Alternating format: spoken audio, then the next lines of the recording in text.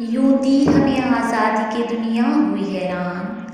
यूं दी हमें आज़ादी के दुनिया हुई हैरान। ए कायदे आज़म तेरा एहसान है एहसान।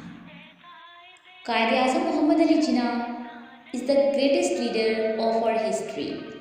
He is the founder of Pakistan.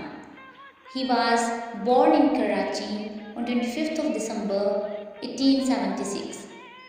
He got his early education from the Mission High School, Karachi. He went to England for higher education. He came back and started his practice as a lawyer. He joined All India Muslim League in 1913 and worked hard for the Muslims.